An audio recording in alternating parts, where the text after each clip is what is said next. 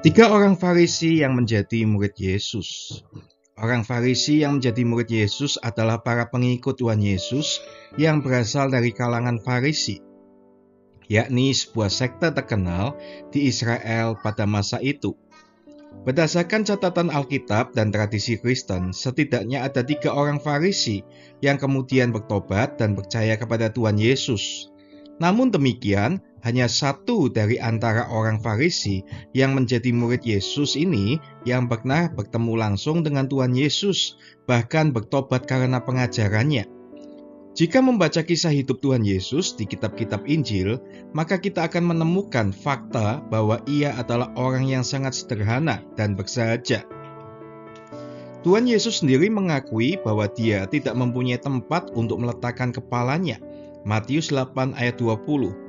Ia hidup mengembara, berkeliling dari desa ke desa, dari kota ke kota untuk memberitakan Injil Kerajaan Allah. Juga sebagian besar dari murid-muridnya adalah orang-orang yang sederhana, seperti para nelayan. Dan selama pelayanannya di bumi, Tuhan Yesus lebih banyak melayani orang-orang sederhana, miskin, dan terpinggirkan, seperti para janda, wanita sundal, dan pemungut cukai. Kendati demikian, Tuhan Yesus sejatinya tidak membeda-bedakan orang berdasarkan status sosial dan status ekonominya. Tuhan Yesus juga cukup sering melayani orang-orang dari kalangan atas, orang yang terpelajar dan orang kaya. Bahkan dari antara orang-orang Farisi, kelompok yang paling banyak mengkritik dan melawannya. Sebagai contoh, Tuhan Yesus tidak menolak undangan Simon, seorang Farisi, untuk makan di rumahnya. Bahkan Tuhan Yesus juga mempunyai sejumlah murid dari antara orang Farisi, sekalipun hanya satu di antaranya yang pernah bertemu dengannya dan dilayaninya. Dan saat ini kita akan melihat siapa saja 3 murid Yesus yang berasal dari kalangan orang Farisi. Yang pertama, Nikodemus. Orang Farisi yang menjadi murid Tuhan Yesus yang pertama adalah Nikodemus. Nikodemus adalah seorang pemimpin agama Yahudi yang pernah datang menemuinya pada malam hari. Pada saat itu Tuhan Yesus berbicara tentang kelahiran baru yang harus dialami seseorang agar bisa masuk ke dalam kerajaan Allah. Yohanes 3 ayat 1-21. Sekalipun saat itu tidak diberitahukan akhir pembicaraan Tuhan Yesus dengan Nikodemus, namun kemudian ia ternyata bertobat dan menjadi murid Tuhan Yesus. Itulah sebabnya saat jenazah Yesus hendak dimakamkan, Nikodemus hadir dan membawa rempah-rempah untuk mayat Yesus. Yang kedua, Paulus. Orang Farisi yang menjadi murid Tuhan Yesus yang kedua adalah Paulus. Paulus adalah seorang Yahudi yang lahir di Tarsus, wilayah Yunani, tetapi dibesarkan di kota Yerusalem, Israel.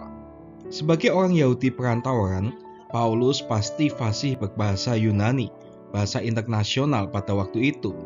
Tentu sebagai orang Israel asli, ia juga mampu berbahasa Ibrani atau Aram, bahasa sehari-hari orang Yahudi di Israel. Paulus berpendidikan tinggi. Ia pasti belajar filsafat Yunani dan berbagai ilmu pengetahuan pada masanya. Paulus juga belajar agama Yahudi atau Perjanjian Lama di bawah didikan langsung Gamaliel, seorang rabi Yahudi yang dihormati pada masa itu. Keluarga Paulus juga adalah keluarga yang cukup terpandang, sebab Paulus sudah menjadi warga negara Romawi sejak lahirnya. Kisah Para Rasul 22 ayat 27-28. Pada masa itu tidak semua orang bisa menjadi warga negara Romawi. Sudah pasti keluarga Paulus juga termasuk keluarga yang mampu secara ekonomi. Hal ini nyata dari pengakuan Paulus sendiri di Filipi 3. Saulus atau Paulus bertumbuh menjadi seorang pemuda yang cerdas dan sangat fanatik dalam beragama. Dalam perjalanannya, Paulus kemudian menjadi seorang anggota sekte Farisi, salah satu sekte agama Yahudi yang paling berpengaruh pada masa itu. Paulus sangat membenci kekristenan dan ia pergi ke Damsyik untuk membunuh orang-orang Kristen. Tetapi di tengah jalan, Tuhan Yesus menampakkan diri kepadanya dan memanggilnya menjadi rasulnya. Yang ketiga, Gamaliel. Orang Farisi yang menjadi murid Tuhan Yesus yang ketiga adalah Gamaliel. Gamaliel adalah anggota Sanhedrin atau Mahkamah Agama Yahudi dan seorang ahli Taurat yang sangat dihormati. Sebutan yang diberikan kepada Gamaliel adalah Rabban, suatu sebutan lebih hormat dari Rabi.